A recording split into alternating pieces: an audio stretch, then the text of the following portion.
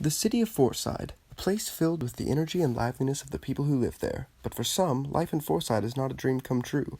Meet Jason Todd, a citizen currently living in extreme poverty who resides in an area known as the Tents. The Tents is where many homeless citizens of Fourside go, but it is not where anyone would ever want to end up. Consisting of multiple tents scattered about the outskirts of town, the Tents is far from your traditional neighborhood. Rarely will one be able to call someone their neighbor, because people in the tents are constantly moving around and tend to keep to themselves. It is every man for himself in the tents, and now we will see how living here has affected the life of Mr. Todd. Hey, my name's Jason Todd. I'm 21 years young, and I'm just here living my life to the max here in the tents. Or at least, that's just what I call it. Me and a couple others, I'm pretty sure. You guys look uncomfortable. You can come inside if you want. Sorry, just a little joke I have. Well, this is mi casa. This is where I have all my living essentials, and where I pretty much try to make my living. I look for a job. Yeah, I've been living here ever since I was 19. Since my parents kicked me out of the house after saying I didn't want to pursue a career in the medical field and would rather try to pursue a career as an actor. Yeah, I've had friends offer me a place to live. A place to crash outside of here. But I don't like mooching off of people. And I know I can never pay them back for what they're trying to provide for me. So I'd just rather suffer out here. I mean, I love the wilderness. Ever since I was a little kid, I used to sneak out of my house and camp under the stars for just a night. Now I do it to live. It's funny how the things we used to do just for fun or how to just make in the world. Gotta hate these trees. Just try to do it for fun turns into another way to live. How passion and creativity just turns into another paycheck. So sorry, got really off track there for a second. The tents here are in the park, and I have some friends who come in, deliver blankets, make it feel all homey-like. They find scraps of food, I help scrounge around. We just help each other. It's like a little community. And this one time, they found this beautiful suit, and they gave it to me. It was a custom-fit suit, but because of one stitching error under the arm, they completely threw out. They grabbed it, just delivered it to me, and they said, "Hey, if you're gonna make it out there, Mr. Hollywood, you've gotta at least fit the part." Yeah, not even my parents had that faith in me, or care or love. It's kind of ridiculous. But, I used to try to get gigs, just to try to show that I'm not doing this for me, but I was doing it to them, to make them be proud of me. But now they've officially tried to cut family ties or remove me from their wills, and now I have no one else to do this for but me. Living that, American dream. Self-made man. Starting from the bottom, trying to find my way to the top.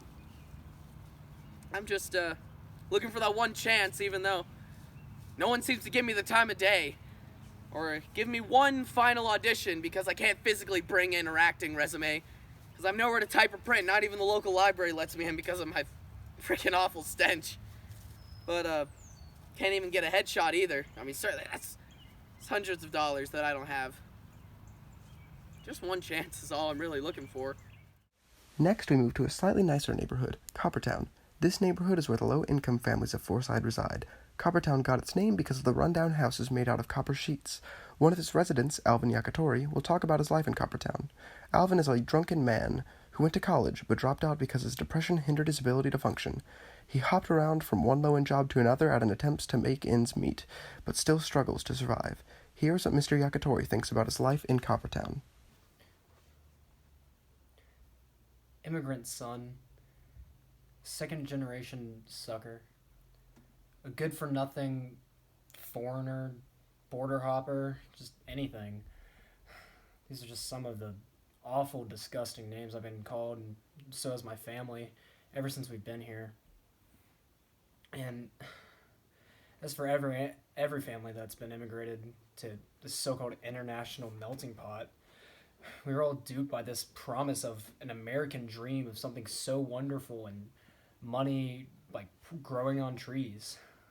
Looking back, I wish I could tell my parents that they shouldn't believe in this something so idiotic.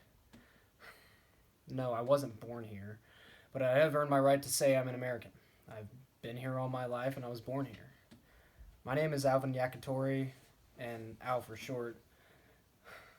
And although I am an immigrant, I have grown up my whole life here, both with my older brother, and my parents. I grew up in Coppertown, in just some old city, this tiny suburb that definitely wasn't meant for children. I couldn't picture us living anywhere else, really, but when my brother died a few years back, it became almost impossible for us to move anywhere else. I didn't think Coppertown was ever meant for us kids. And I say this with full confidence because I grew up here. I know the pain and I know the suffering and loss that just drains the hearts of everyone that's lived here. With the tents just a few streets over, we learned at an early age that life can just be unfair to the best of people. And with that lesson also just taught us that the American dream is a lie. While living here, you see countless people attempting to just make a better life for themselves, and you just see it blow back up in their face. In fact, one of my neighbors actually now lives in the tents because he tried to open a business near Regal Road, small little restaurant, and went under within 2 months. He lost everything. Next time I saw him, out in the tents. From what I heard, the bank knew he couldn't pay back the loan. They knew he didn't have money. He came from Coppertown, after all. But when the business closed down, he lost all his home, all of his other property. His wife left him. He lost his kids, and he even developed cancer. I guess things just really don't work out for anyone in Coppertown anymore. I had hopes like him too. I had dreams, just like everyone else here in America. I guess it's just not. I guess we just not meant to be. Now we move to Ashwater, a close-knit neighborhood filled with sociable families. Ashwater is a relatively average suburban neighborhood where many middle-class families live. Lots of people who are starting a family, such as newlyweds or people who have just had their firstborn child, like to move to Ashwater because it is a very good place to settle down and start a life. However, it is also a good place to live on your own. This can be seen in the life of Jefferson Steelflex, who is a single man living in Ashwater with his dogs. Now we will hear from what Mr. Steelflex has to say about his time living in Ashwater. My name is Jefferson Steelflex. I'm an 18-year-old in the suburbs of Ashwater. I'm in the middle class, and our city is very segregated with the social status. Like, the inner circle is mainly made up high class, and there's a middle ring that's made middle class and suburbs. Then there's a ring outside of that, which is the lower class. And beyond the lower class, you'll see tents every now and then, maybe some hammocks of those that are like too poor to be classified into lower class or just are homeless people. And there isn't much change to the social status, at least not in the middle class. Once you're born in the middle class, you stay in the middle class. It's just how it goes around here. I'm pretty content with what I've got. I mean, like, I've got a nice car, I've got a little puppy dog, turned 12, named Sandy, and I got parents that love and care for me. There's always presents beneath the Christmas tree, food in my belly, stuff like play with, never really bored around here, and just things like that. I've got a pretty average life. Like, I'm not as high up as a high class, but I'm better off than the lower class who struggle for food and have to sometimes resort to thievery to even survive, which is very saddening. However, my parents, they're great. They help me pay for things. They,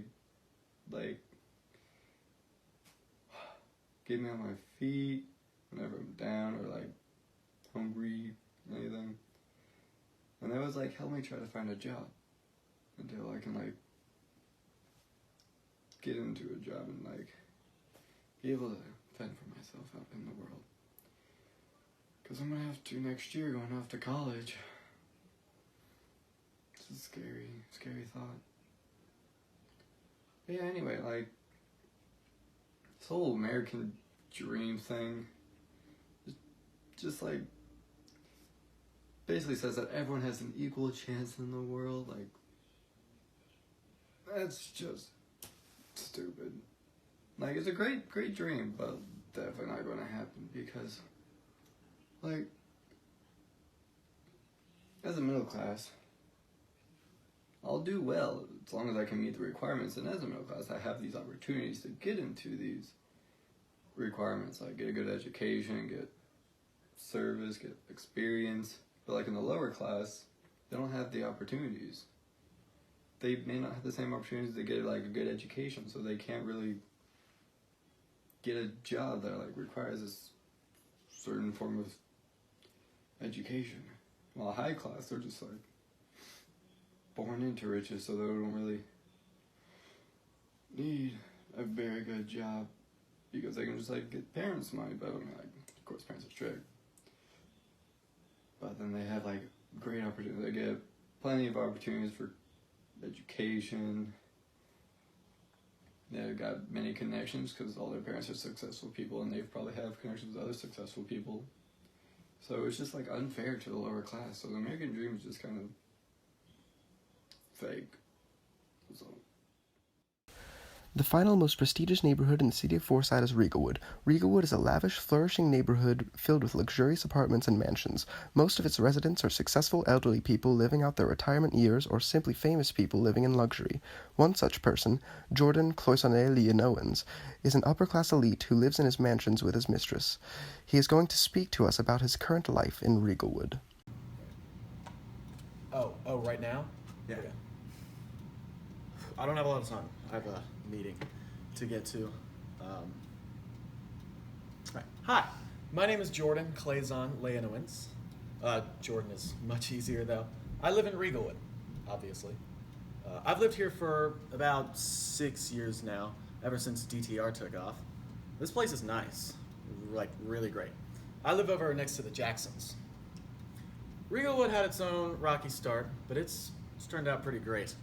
It used to be a plantation before the owner died. There was this huge legal case, regarding the old Bag's will and who would inherit the land. And it didn't really matter because the land was going to be sold anyway.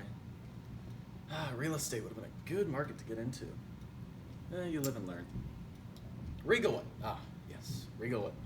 Sorry, Regalwood is undoubtedly on the wealthier side of things. Most of the houses here are super millionic, that is to say that most of them cost more than $1 million. I think a lot of that has to do with the historical significance of the land. I mean, I don't know anything specific that happened here historically, but some of the houses here really don't deserve the asking price, if you know what I'm saying. So, my past. I was born in South Africa, Cape Town, while my father was there for work. My mom has always been a homemaker, so she would school my sister and me. She'd take us to museums and read, the beach, instead of having us sit home and read books. I really learned a lot from her. My dad would always work late, but after we came back to America, his schedule opened up some more. I'd always sit with he and my mom and listen to him talk about his work. My parents moved back to America when I was 8 or so. We lived in St. Louis for a few years before making our way here. I went to a few pretty basic waste-of-time schools, got a pretty basic waste-of-time education. I partied hard, learned less than I should have, But hey, we still rocked, right? I started Discover the Risk, DTR, when I was 18. I was still in high school and had a few friends who knew how to code. That's right. I'd been working with one of my dad's friends to learn more about network security, and just had the idea. I said, hey, we ball, and just threw it together. I never thought it would come this far, though. Oh, who am I kidding? I knew exactly how far I would come. My dad always used to tell me the story of how he started as a corp exec. Times were wild in the 80s, but the sex, drugs, and rock and roll does not compare to the debt sadness and crippling inflation that we have today. Thank God that's a job for my accountants. American dream. For me, though, I didn't have all the started as an intern stapling papers, then went through a dozen meaningless jobs to finally get where I want to be nonsense. I started at the top, sort of. I mean, I was poor as hell, but I've run DTR since its conception. I just moved from my server room in my closet to the whole complex downtown. I've always been at the top. The top just keeps getting higher. Well, I'm excited for the next few decades I can squeeze out of life. I really think DTR has potential to scale globally. That'd be cool. Our only problem right now is in R&D. It's really hard to improve on something that's already perfect. We want to enter into the silicon development so we can break into the consumer market, but it's just way too expensive for the margins that we're pulling in now. I've probably extended this a little too far now. I've got to get heading downstairs. Hope you enjoy Regalwood. It's been fun. Fast forward 25 years, and now Mr. Leon Owens is in a much worse place than he was in the past. He got caught up in corporate fraud charges and ended up in prison, but he got out by throwing his friend under the bus, pinning the blame on him rather than taking the fall for himself. Even after ruining his friend's life by framing him for a crime he did not commit, Mr. Leon Owens shows very little remorse about doing so. We will now see how the times have affected the life of Jordan Cloisonne Leon Owens. Well, my life certainly has taken some turns. Jordan Cloisonne Leon wins. Charitable man, sociable, hardworking, and successful. And now, I've gone through prison. Yeah, that was a time. It's certainly good to breathe some fresh air again as a free man. If you didn't know, I got caught for fraud. It was some sketchy business, but I didn't and still don't really have a care in the world. Money is money, and I simply have circumstances which outshine others. That doesn't mean I should hinder my success based on morals or feelings for others. I see no reason how it is my fault for others' blatant stupidity. I mean, the only reason it's considered fraud is because there are those too gullible to see the truth of my motivations. A charitable organization? Please. The only thing charitable in this world are the free hardships, which are considered never-ending. Nothing ought to be given for free, as nothing can possibly be received for free. That is, unless you coerce those into something as silly as giving to a charity. I used all of that money, I mean, most, if not all, for my own profit. The memories of that.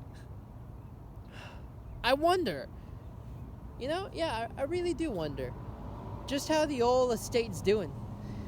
There's probably dust everywhere, pool drained, perhaps even robbed. I wouldn't be surprised if, I walked home and found every square foot of my walls complete, drab, and empty. It wouldn't matter anyways. I'm not going back to my fiscal struggles. I'm still on top, even after that prison time, and I'll stay that way. People around here are too settled for my taste. Regalwood is more of a extravagant retirement house than a living space. No one here is doing anything with their money, and I had good reason for what I did. I'm always spending. There's always something new to try. Even at the age of 40, I have more than enough things to try and do. I can't lay down and keep complacent simply because I have enough money to do so. How can an eager guy like me get punished for simply ordering a full-course meal of desserts? See, that's the problem with the American dream.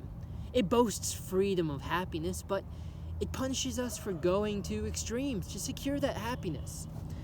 That dream is fake nonsense, concocted by fools who thought honest work would yield a relaxing end. Meanwhile, I've been blessed to find other means. Yet, men who are to uphold our American dreams and morals drag me down. And for what? So other lazier people can catch up? Now, if someone else wants my position, they should cut out the complaining and instead cut to the chase and find a shortcut. Things simply won't fall into your lap if you follow the traditional American dream. It needs to change with the times to promote the growth of men like me, the leaders in our economy. Our morals, they're like Christmas presents. There is something pleasurable in the box, but the box keeps us from seeing or knowing what might be inside. Me? I'm that impatient child who opened their box early, the night before Christmas. After all, the present was mine, and I'd be getting to open it anyways. So, why not do it early? So what happens to an innocent boy? Prison time. Can you believe it? The cold cell, the callous people, and guards. To say that I was uncomfortable is an understatement. I mean, that's what the current dream commends. Would you like to hear a story? In the prison, the only reason why I came out as well as I did was because of the black market trade. I basically led that. People needed me. I mean, how else would they get their fixes? Outside of that, my days were dreary.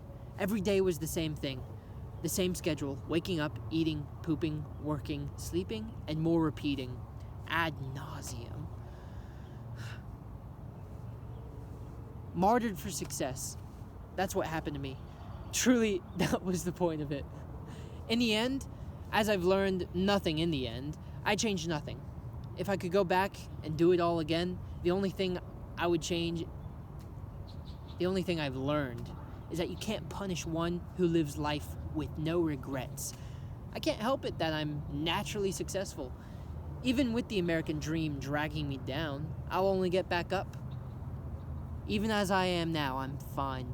I have enough money to go make new investments and get more than I give. I will not be bullied by the silly traditional values.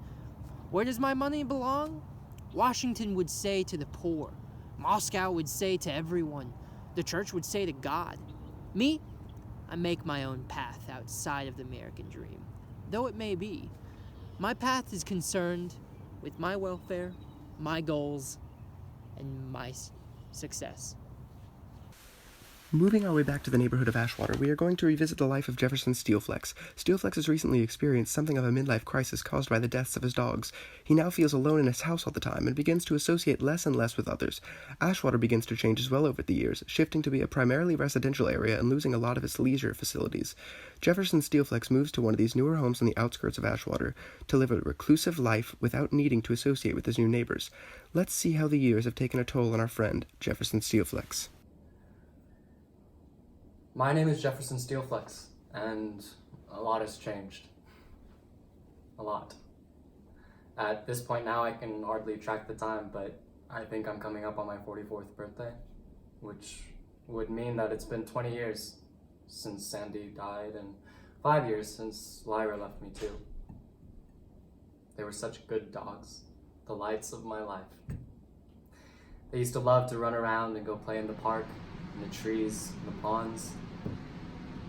Sometimes I go out there, just walk around. At least I did. Sometimes I'd see dogs, and their presence would remind me of Sandy, and I'd be happy for a moment. At least I did. But now it's all gone. All of it. The trees, the ponds, the parks, the grass, all of it is gone. I can't walk outside this place without seeing gray concrete or black asphalt or brick homes. It's all dead and flat. And the beauty that Sandy and Lyra so loved is gone. They were the one good thing that I could count on in my life, and they're gone too. Now all I'm left with is old pictures and fading memories, which will disappear too, just like everything else. Because everything has changed. Not for the better, no. How naive, how stupid was I to think for 1 second that I was happy, that I'd be okay, living some sort of dream, that everything would turn out alright. I lost my friends, I lost my dogs, I lost my family. This dream's a nightmare. Because with the expansion of Ashwood, I mean, I moved into this bigger, nicer house, right? But now it's filled with nobody but me.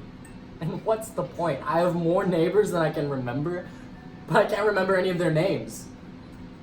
We used to talk all the time about the stratification of Regalwood and Coppertown, but now I can't remember the last time I talked to somebody. These walls serve to isolate us just as much as our lifestyles. See, when I was a kid, I had friends. We used to hang out, just do stupid things together. How on earth has the human condition reduced so much that the connections between us are all cut, and now we view others as intruders into the world or as outsiders, and we view ourselves as the same? We live in these giant brick blocks filled with nothing but us and our own silence. And we never venture outside anymore, God no, because we left everything to become digitalized, and everything has lost every aspect of what makes it real. We don't ever leave our homes anymore. I sit here, and I look at this screen, I tap it, I stare into it. We all do, we all live our lives in these houses, and we never go outside. The world I live in? Well, the world I live in sucks. Yeah, we've stood aside and we've watched as those connections that I talked about were cut. And time will pass, and the world, no matter how stagnant you or me may feel it will be, it'll change. And it'll be without warning in the blink of an eye. And the way we live now, it was that change. But the way we live now, we're not living, we're simply existing. You can't even tell when you stop existing anymore. I don't know where my friends are. I don't know who they've become. I don't even know if they're still alive. You'd think with the internet, we'd all be more aware. But we aren't. We're disconnected, floating around in our own oblivions. I thought my life was great. I thought I was living some idealized dream.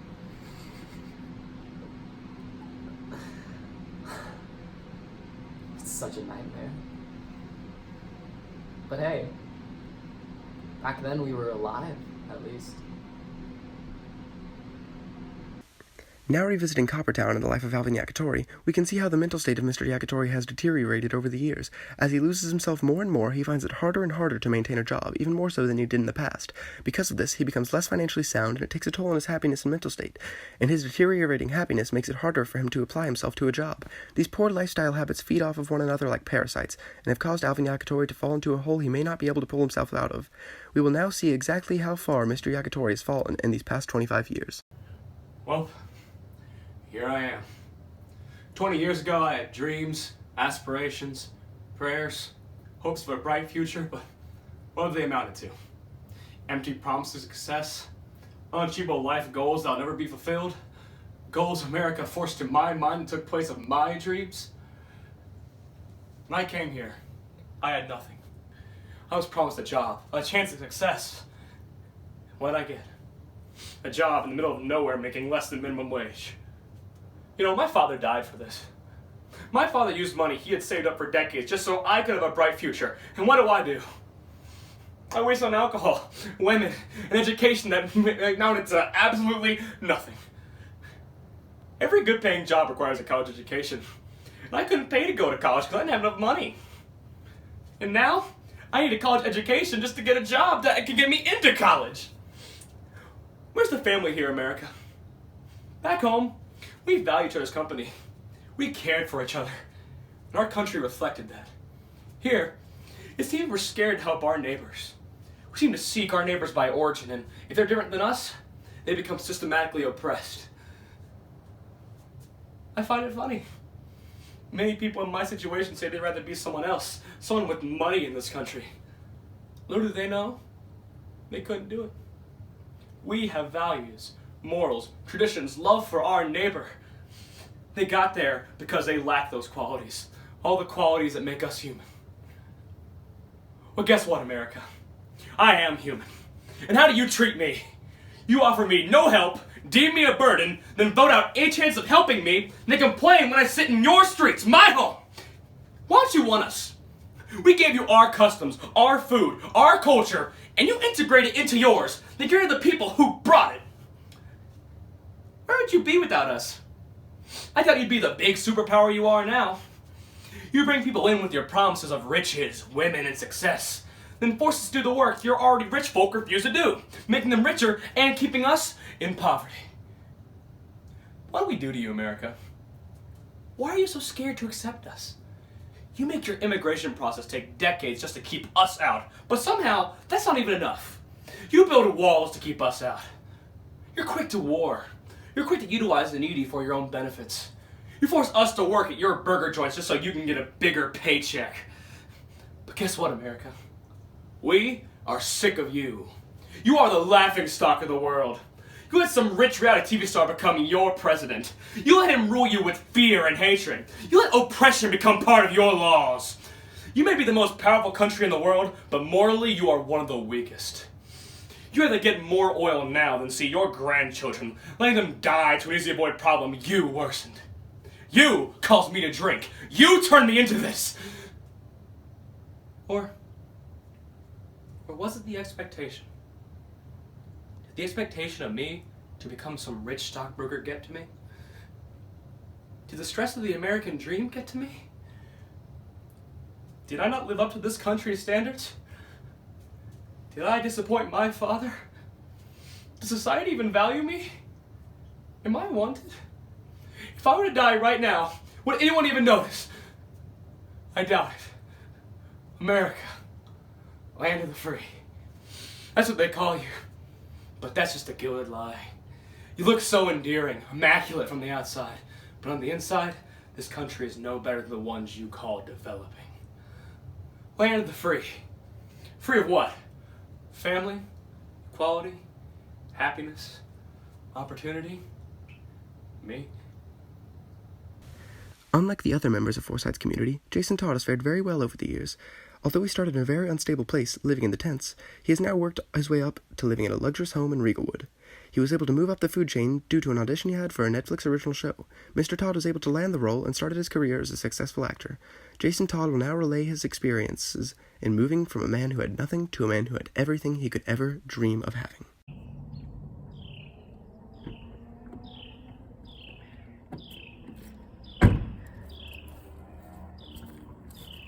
Yeah, thought I'd dress for the occasion. I'm just stopping in town, staying at my house here in great old Riegelwood for a bit. There's no filming right now, so I thought I'd give a little visit towards, my roots, visit some memories. A lot has changed since the last time we talked. As you can tell, I'm not much living in the tents anymore. It's pretty fun, told you I'm visiting my house anyways.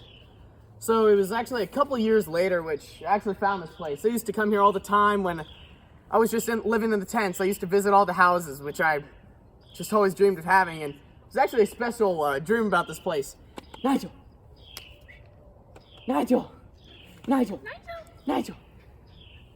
That's my dog anyways. I used to see this place all the time, and I thought, that's the place I want to go to. And it was actually about this place. Little secret between you and I, the house owner was actually caught for money laundering. And this place was out for a steal, so everything's going fantastic for me. Massive scandal, but I digress even further.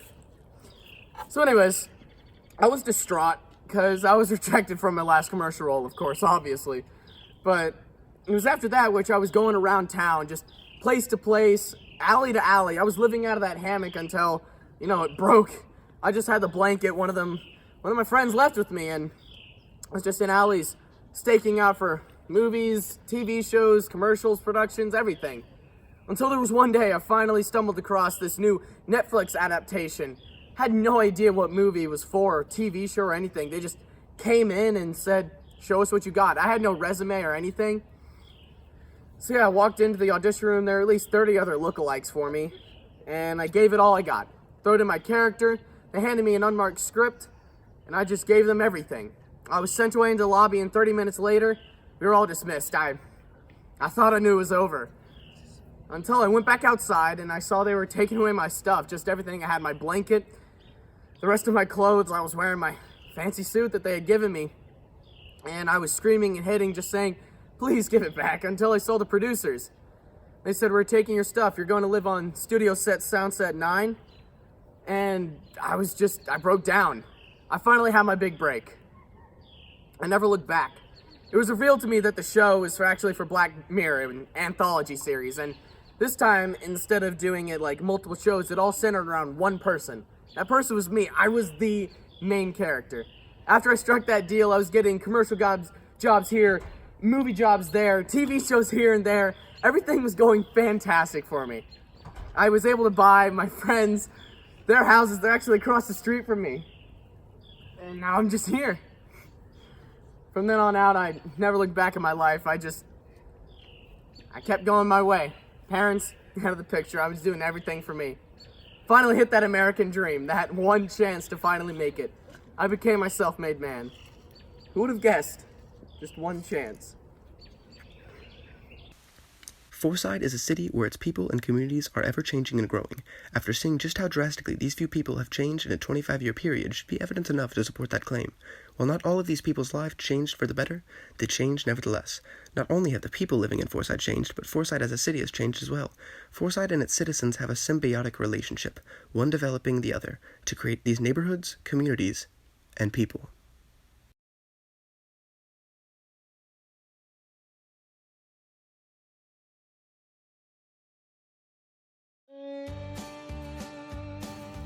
I mean, it all just turns into just another way of how to live. All the happiness and passion just turns into another paycheck. Can we please? We're gonna have to redo it. I was trying to scroll. That is unless you coerce those into. That's not gonna fly. Yeah. I couldn't see that. Hey, my name is Jason Todd. I'm 21 years long. All right. Check the white balance. All right.